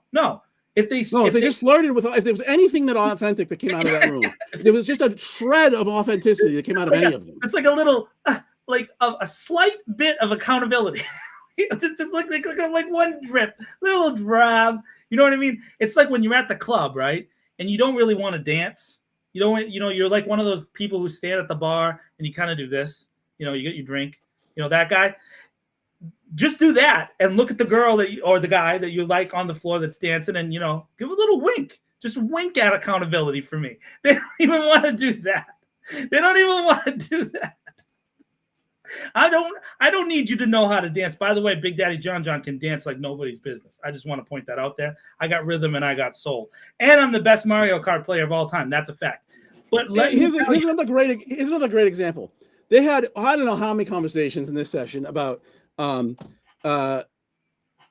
changing the city manager evaluation form. And there was even an order, and this is how stupid the city government is, by the way. They had, I mean, the form of the city government, like the structure of it, is they had to ask the city manager to work with the Mass Municipal Association and whatever, some other groups, to get some best practices on evaluations for things like this. They had to ask him to do it for them because apparently they're in, I don't know, they can't do it. They've decided they can't do anything, and he has to do it all for them. Because I'm pretty convinced that this works best for them because, one, they don't have to do stuff, but more importantly, that if it all comes from the administration, then they're all speaking with one voice, which is what they really want. Yeah, no questions asked. They just do it all for. And if you now here's Tom, that's a really, really good point. If you go back to City Manager Batista's State of the City this year and the year before, he actually tells you, he just like the Wizard of Oz, he opens the curtain and kind of tells you what Tom just said. He uses this phrase, our shared vision. Go back and watch the city manager's speech. This is not something they're coming up with like it's willy-nilly. This is a planned operation. They have intentionally and willfully convinced themselves that they are 100% right and that they are doing the best for the city. Like Bill Belichick with the Patriots the last few years of his, even though it was crumbling around him, he was like, I always do what's best for the team. That's what they're telling you. We always do what's best for the city, even though they're hiring their cousins and they're paying the wrong people. It's wild. It's so wild. That is an amazing point that you just made right there, Tom. Our shared vision. And it's all so transparently not like, no, I don't even want to say it's nonsense. It's just lacks authenticity. And they're like, authentic, I don't, for those nerds that have like studied marketing stuff a little bit, like authenticity in messaging has been a thing since like early 2000s. It became pop, right? Because, everything before that was fake, and I hate to say it because it was the worst thing that ever happened to television, but, reality TV. Yeah, fake authenticity. Yeah, at least people thought it was authentic at first, right? Yeah. And that's why it popped so hard. Right. And that was kind of the catalyst for all this thinking about rethinking how messaging is and not portraying what's telling the truth instead of portraying what you want to portray. But these people are just, the city government stuck in, like, I'm telling you, 1983. Yeah. Oh, no, I agree with you. Commodified authenticity, right? So there's a no, they don't even try. They're just doing plastic messaging from 2 generations ago. Yeah, they don't try to be authentic. They're not even like trying to do it. So that Viacom, there's a book that if you take I took communications at Clark, and one of the books we read was by Sherry Redstone, who is part of the Viacom, like these big giant media things. So that were owned MTV, right? So MTV with Real World and with the Aussies, I forget what the name of it was, the Family Osborne, whatever their show was. After those 2 shows, the first Real World and the first the Aussie show, they had massive ratings, and so there was a meeting. There was a meeting among all the executives, and they sat down and they said, "How do we duplicate this? How do we duplicate this?" And then they tried to like categorize it and figure out which pieces people liked. They did a bunch of studies and all kinds of stuff. And they missed the point. They missed the point. The reason that the first Real World was fun was because the dude slapped the girl. And everybody was like, oh my God, he slapped her. And then it became a big thing. I remember that show. And then I watched every episode afterwards because I wanted to see if they were going to slap each other again. That was the entire point. And then they had to get rid of the guy because he actually assaulted the girl. It was a real thing that happened. And so, but then after that, all the ratings never, ever stayed the same. It's the same thing with American Idol. It never was the same after the first couple of seasons. Yeah, first Road Rules, the first Big Brother, all those things when there was kind of something real, even though even those probably weren't completely real. There was just a little bit of reality. People ate that stuff up. Right. So. That was the pilot, and then they optimized it for ratings, right? And it took all of anything that was real out of it. So, but I mean, look, these folks don't even try. I mean, they don't even try to be authentic.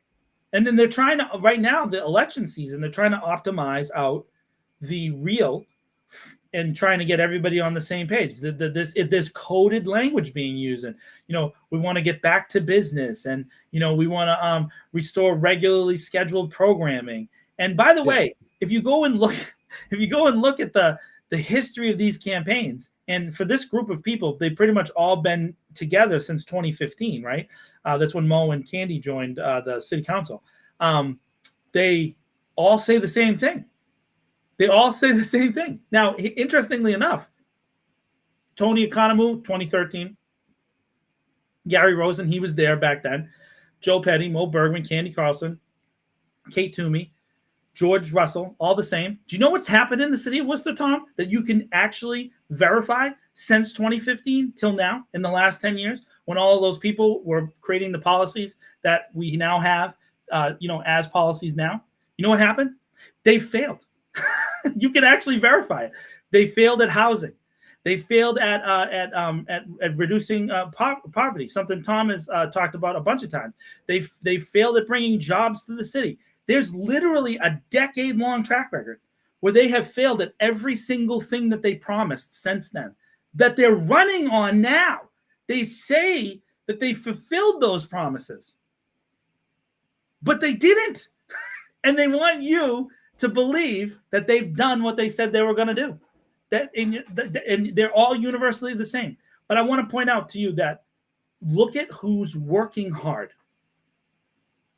Just look at who's working hard. I brought it up 1,000 times. And I don't care what people say about if you think I'm picking one person over the other. I don't really care anymore. What I want to say is this. I've seen Rob Bellotta in his wheelchair door knocking. Why is he doing that? Why? He doesn't have to do that. He doesn't. He literally doesn't have to do that, and people would still vote for the guy. But he's out there doing it. That, to me, is something different than what Tom and I are talking about. Why is that guy, who we all know has something to deal with that we don't have to deal with, why is he door knocking in his wheelchair? For what? For what purpose? Because he thinks he can do something different. That's it. That's like the fundamental. I'm sure there's other reasons in his heart and stuff like that. But I see that. I'm not a District 2 voter. I'm not trying to weigh in for you or tell you what to do. But I do see that. I can't help but see it. I mentioned it in my run-up to the preliminary. I watched Gemma Kamara in every neighborhood of the city. I've seen that lady knocking on doors by herself without 15 people around her. Why is she doing that? Why? Because she says, I think I can make a difference. I think I can do something. I think I can connect with people. That, to me, is what I want to talk about versus what Tom is, this bland, universal messaging where everything is the same and we're all on the same page and the developers are going to build the housing and eventually everybody's going to be renting everything and we're all on the way to a prosperous, bigger city. Yay. Yeah, and it's just a national problem. We did nothing to create this problem. And we're playing excuses. And we're playing classical music for the homeless folks in the middle of the night. It's good for them, right? Everybody likes classical music. What the hell? What the hell is going on? And and the appointed city manager just gets to unilaterally make that decision. Yeah, but nobody's going to say anything about it. It's. By the way, the government of Worcester, city government, is wholly and completely broken. It's wild. It's just wholly and completely broken. By the way, that musical playing device thing that they threw over by the dog park, that's against the city's own laws. There's no music that's supposed to be played between it's actually 9. When I looked that up, I was shocked. It's 9 p.m. till 4 a.m. So that a couple of the clubs in the city, you got to tamper it down a little bit. But it's blasting.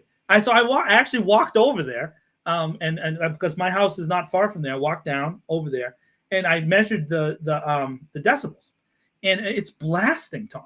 It's literally blasting, and there's residential buildings right there. By the way, those residential buildings were the first like the Front Street buildings. Those were like some of those first projects in the latest Worcester Renaissance. So, what does that tell you to all the residents in the Front Street buildings? They don't care about you.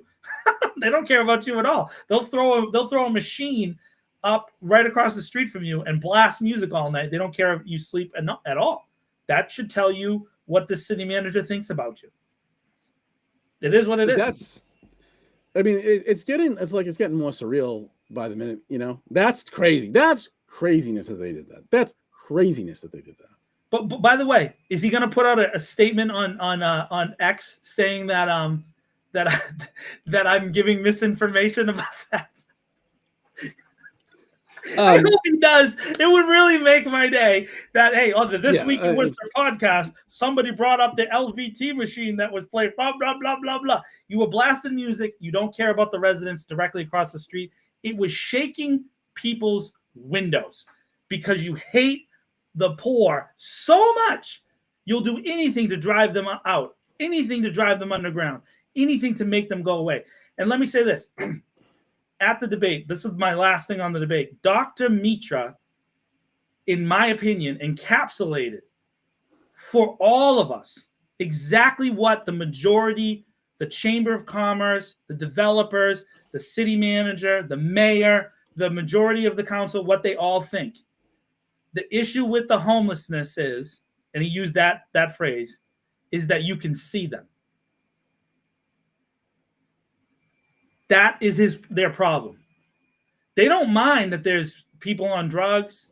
They don't mind that there's people that are, domestic abuse. They don't care if people are going through troubled times. They don't care about that because they realize they can't solve it.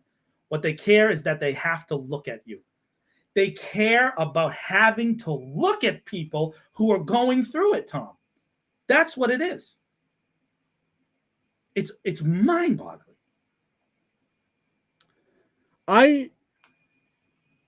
The debate was, first of all, nobody pushes back on anything.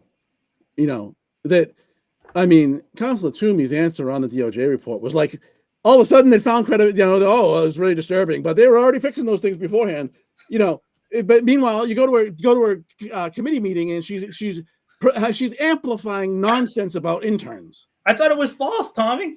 I thought, wait a second. I thought it was 100% false. Yeah, and my guy I like very much, Gary Rosen, said, I'm gonna blast him. Prove to me that blah blah blah blah blah. Some of it's on video. Yeah. Still, some of it's still on video. Still. Yeah, nobody in this city has talked about at all. It's never even been mentioned what the report actually says. Yeah. It says, here's some of the things we were told were going on out there, and you couldn't possibly know about them because your supervisory system sucks. Yes. It's totally broken. So you never know that this stuff was going on. But nobody will talk about it. No, completely. Dude, everything you're saying, I'm with you 1,000%. Not only that, the report is written by career prosecutors. Okay? The career prosecutors wrote a report so scathing that it turned our city upside down for months. And if you look at it, it's written in couched terms. They have all these points about, we met with the chief of police. He's a really good guy. He's doing this. He's doing that. That's prosecutor talk. That's prosecutor 101. We don't want to piss off the police. We might need to work with this guy on a case. So we're going to praise him because we can't be truly fully critical. So imagine what the report would have looked like if they didn't have to do that. If they didn't have to kiss, that's how that report was written. That report is not top to bottom scathing. It's not. It's literally, there's like, hey, we heard about this from, by the way, again, the reporting's been lost. Tom and I reported on this. More than 150 current officers.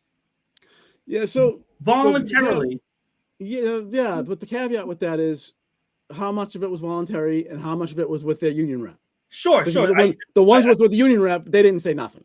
Sure, and I agree that maybe some of those conversations, Tom Duffy was sitting in the room like the Grim Reaper, making sure that they didn't say anything. He wasn't union rep yet, but yeah. But well, he doesn't have to be there to be there. You know what I mean? Tom Duffy can be in more than one place. He's a magical man. He can be in more than one place at the same time. Right now he's in the closet over there thinking about me and waiting to jump out and get me. By the way, that is an opinion of John Edward Keogh and not This Week in Worcester. Corporate sponsors. What? Look at Tom's face. Tom's face is so good. It's the best face ever. I love his face so much. If I did this show, in the interest of finding sponsors, I wouldn't do the show. Yeah. So I mean, best show it's I thought Christian probably had the Councilor King probably had the moment of the night saying, "I'm not afraid of the people." But I mean, there was 1,000 times he should have. I would have pushed back. By the way, when you talk about ADUs, the ADU ordinance you passed was so weak that the state overrode a good portion of it. What about the DOJ? What about the things you aren't mentioning? No, but can't talk about it. Hey, by the way, on the sprinkler thing, just by the way, just something I happen to know about. So the IFFA, that's the International Firefighters Association. It's one of the biggest unions in the country. They're actually suing the state of Massachusetts to force the application of 26I to every community. I forgot to say that earlier. So, and it looks like our dear state senator, Mike Moore, has already put legislation in like kind of the chute to get that done anyways. So it may be that they didn't opt into 26I, and it might be coming to be imposed upon us anyways, ladies and by the way, it should be. There should be uniform standards at the state level. This shouldn't even be a fake political football to be tossed around with people's lives potentially on the line. What it should be is universal standard across the board. And there's no reason. And then if you have to make like a carve out for like a town that doesn't have that much money, the state should be involved in funding that thing, whatever that is. So the exception comes after the rule, not before. Like, they want the exceptions before the rule's even in place. It's like, okay, dude, we get it. No, I mean, and look, the opposition to that, it was again, didn't seem very authentic to me. If it wasn't Councilor Haji who brought it, it probably would have passed. For one, yeah.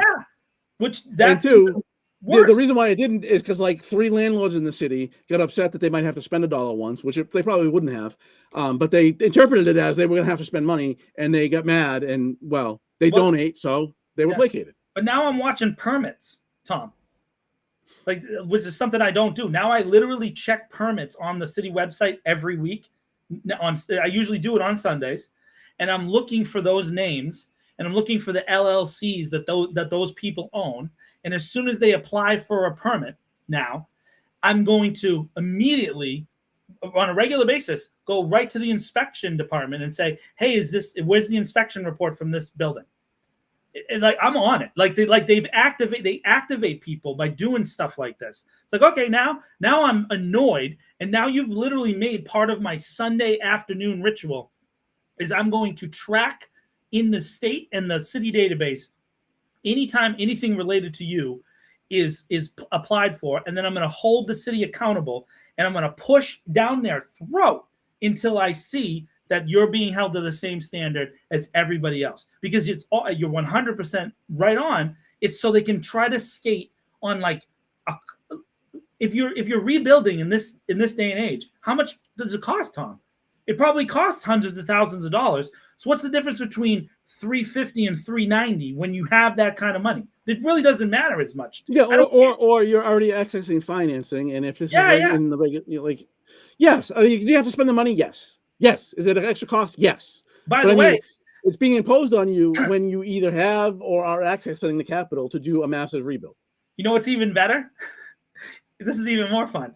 So then the insurance companies, the home insurance companies and the building insurance companies that are going to issue insurance for them, I'll make sure if they do get an exception to let those insurance companies know, hey, do you know this building that you're going to insure over here? Do you know that they intentionally avoided getting sprinklers?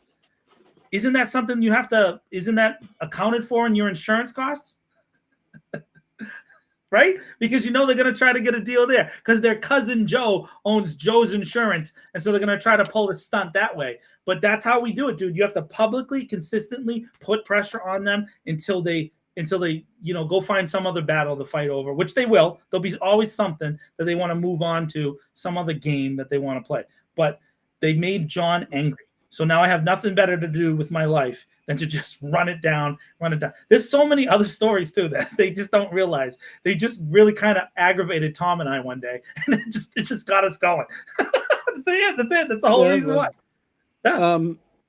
What might I don't know how effective it will be, but it's going to be interesting to see. But I think this week we might have something of an October surprise. Ooh, that'd be exciting. I'm excited. Stay angry, John. and I just want to bring up one other thing because you mentioned insurance companies. The conversation about privacy concerns about this drone program. Yeah. And it was said a few different ways by a few different people, but I think it was Councilor Merrill Carlson who said, insurance companies are using drones, and you're already being surveilled. Yeah. That's not the government. They can't put you in jail. Right. And that's really the thing, right? Is the government can put you in jail, so they can watch you to fish until, especially if a certain number, like one of a handful of police officers who will never be held accountable for anything, want to fish until they can stick something on you, or find the opportunity to manufacture evidence, as was done in the Cosenza case. It's different. When government does stuff, it's different. So that's just really irritated me, that argument. People, so government should. What? Yeah, that goes back to that's the part of that greater good philosophy. It's like, well, we're already doing it, so I mean, you might as well just accept it. Yeah, maybe stop harboring criminals in the police department, and I'll be a little more amenable to your needs for surveillance. Yeah, but you'll never do that, because if you say that, then Anthony Petroni will make a Facebook post about you. Oh, yeah. Oh man. Or Nextdoor. He's been using Nextdoor a little bit too. I got a couple of Nextdoor mentions. That's another place. That's a cesspool. It is. I wish Nextdoor people and Reddit people would get together and have like a cookout. There'd be fights. I think they would find out they have a lot more in common than they realize. Yeah, there would be fights first, immediate fights, and then afterwards they could all eat hot dogs. Reddit is unbelievable. By the way. Oh no, go ahead.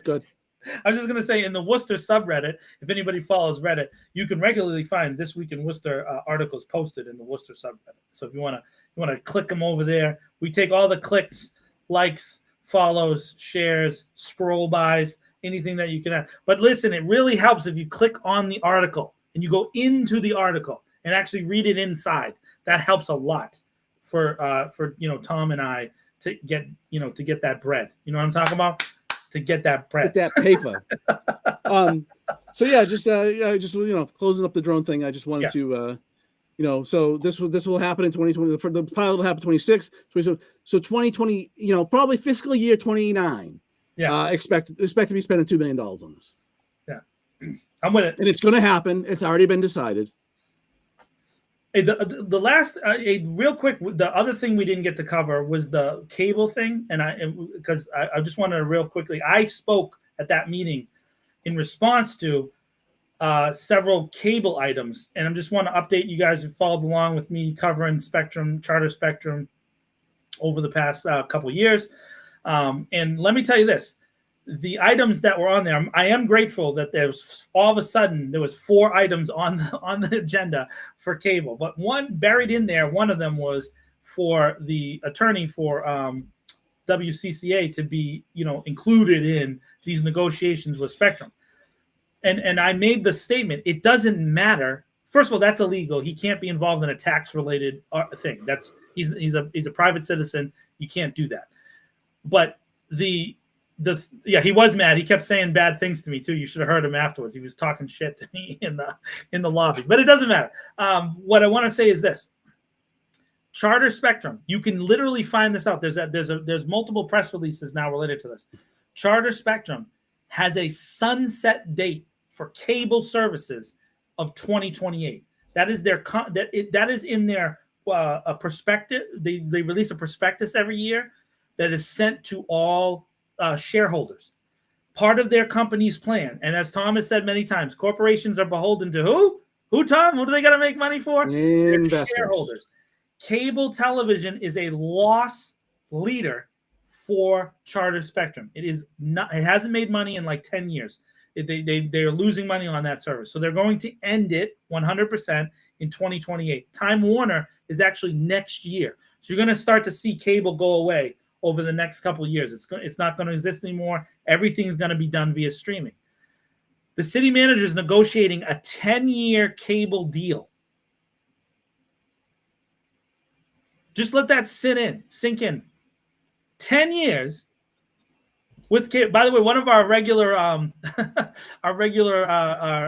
commenters used to work for Charter Spectrum.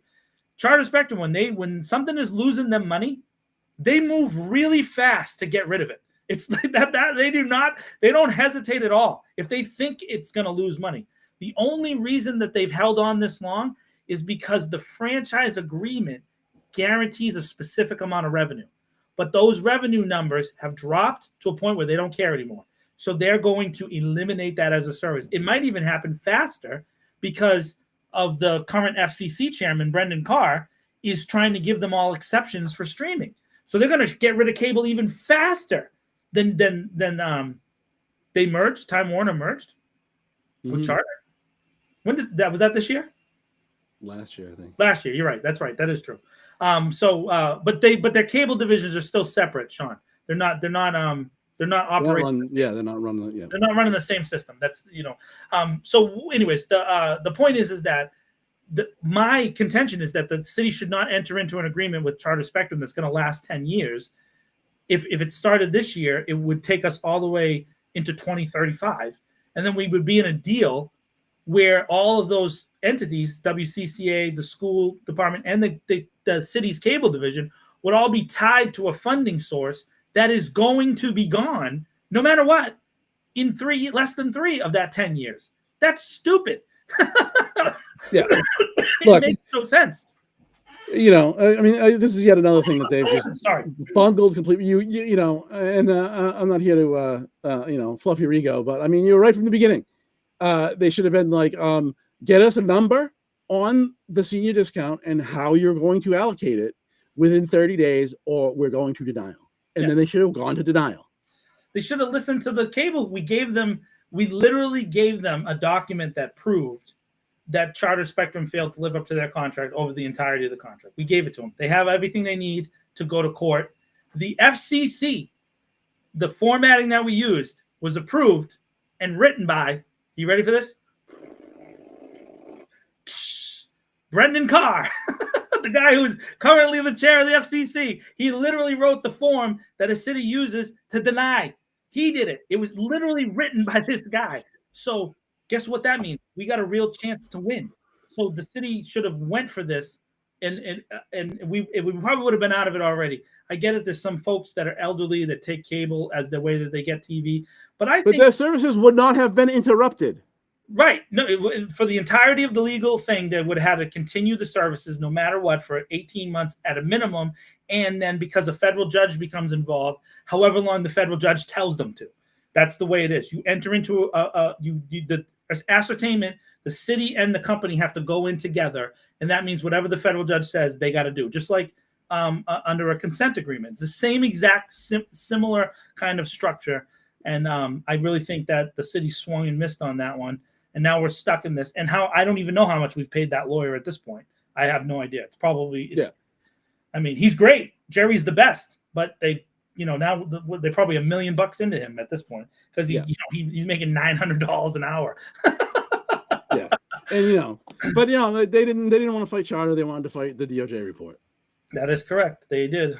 Yeah, they did. Because they're good, moral people. It's. Solid. I mean, it's this city's government. I mean, structurally, more so. I mean by this, but in general, but my more so means structurally, is wholly broken. Doesn't work. Doesn't function as a government. Some city councilors call the council manager system like a corporate board, which disgusts me. Because, well, then who are the investors? Because it's certainly not all the people, that's for sure. But it's totally broken. Doesn't work. There's no oversight. There's not multiple people at the table. There's not, varying, differing opinions on policy. There is one story, our story, the right story. It's very Stalinist. I agree with you. I don't know what else to say. I mean, that's like not the gulags, obviously, not that part of the story. No gulags. I mean, it's but it's there's one story, our story. Well, we know in this upcoming city council, if a certain city councilor candidate makes it, we're going to get some work farms for the homeless people, so we can get them out of sight. We don't want to look at them. That's the other thing I want to say about. We're bouncing all over the place here, but the other thing I want to say about the debate is, how do you come to a debate with nothing to say? Yeah. Like, just in cruise control. Just don't say anything of substance, and you'll get elected. Yeah, I agree with you, dude. Literally the only good thing that I've seen out of any of these, like at the national level, like Pam Bondi and Kash Patel going to the Senate, is that they actually have notes written down. So at least they have that prepared. They're prepared. They actually come with notes. The stuff they're saying is still insane, but at least they wrote something down. Like the fact that she had prepared insults for Senator Blumenthal was just wild. But that's like, at least they came prepared. These guys don't even show up. Some of them don't even show up with put a piece of paper in front of you. Get a pad. Someone give them a pen. Pretend a little bit. Well, and then there's the other side of that, where there's actually somebody asking questions, critical questions sometimes. Even imagine. That's chaos, though. You can't ask critical questions. That's chaos. Unless it's about Mill Street. Right. You can ask critical questions about that, but nothing else. Because Mill Street, of course, is the worst thing that's ever happened to the city of Worcester of all time. It is. Yep. It is. What is it? Fifth column communist insurrection coming our way via bike lanes.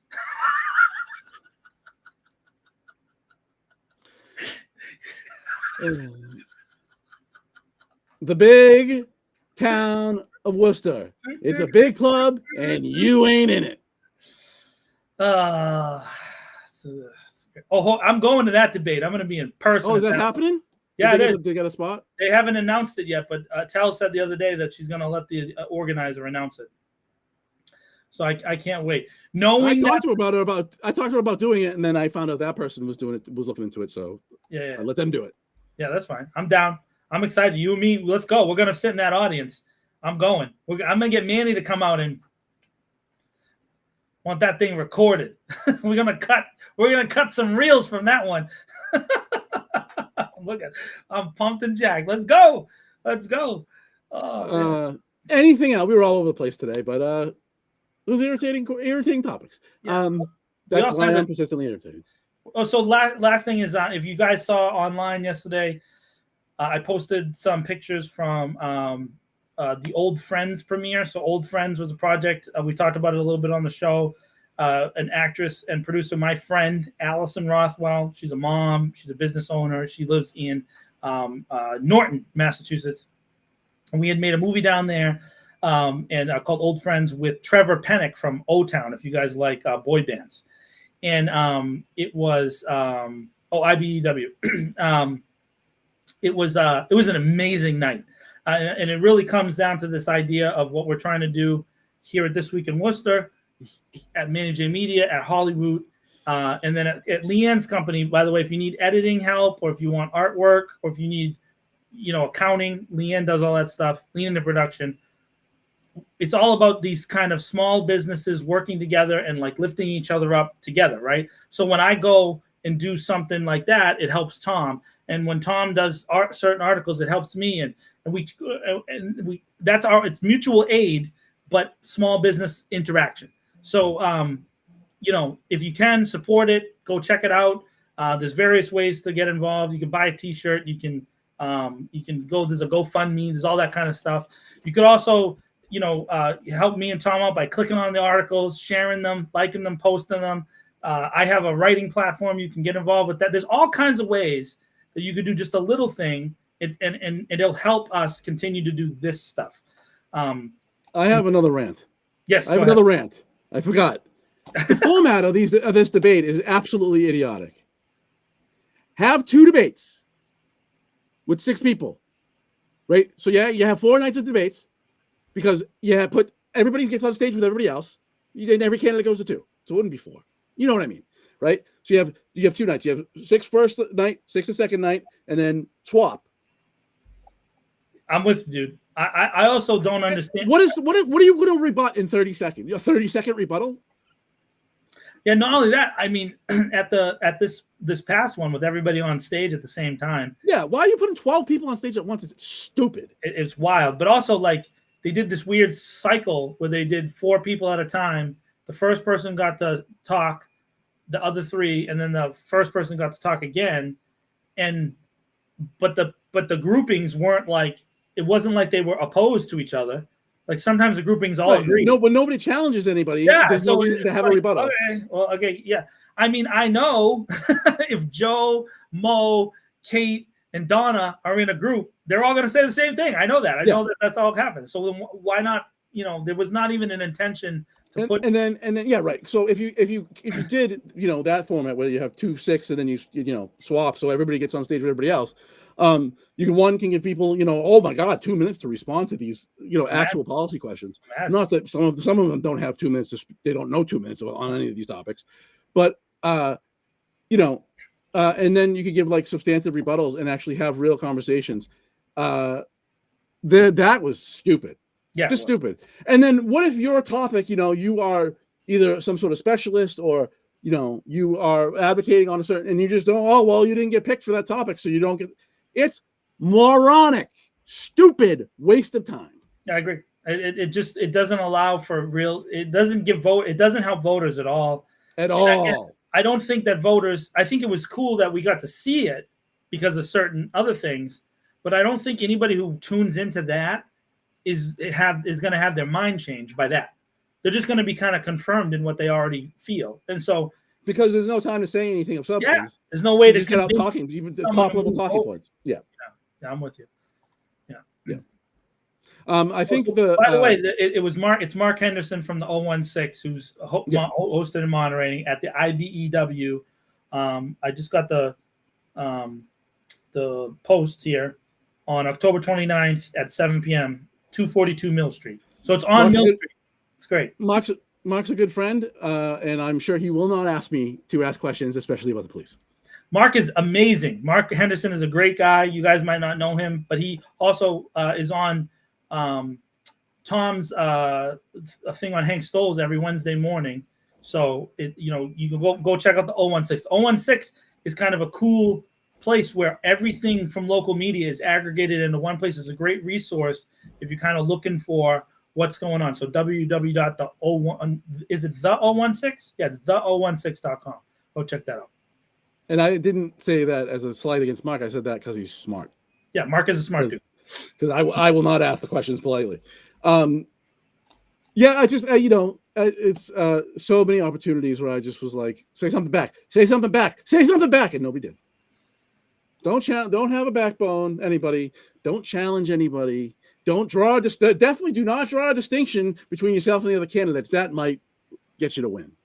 All right, we're running out of time, and There we go. John's favorite part of the show. We need to talk about. Oh man, that you're lucky we have little time left. I can't challenge your disinformation, but we have one that came in the chat while we were sitting here, right? Which was from our friend Ash, who asked, "What is your favorite Halloween costume ever? If you wore a Halloween costume?"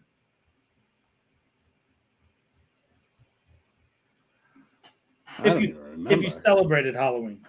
Yeah, I mean, but I don't even remember. I mean, I did the Jason thing. I remember doing that, but that's not very cool. I think I did the Freddy Krueger thing too. We'll go with that. Freddy Krueger. Freddy Krueger. I definitely did that. It was Batman. It was always Batman. I had the face with the big nose and stuff. I had the Batman. Remember those like little rubber strings? This is before costumes got cool. Those little like they would like bite into your face. That Batman.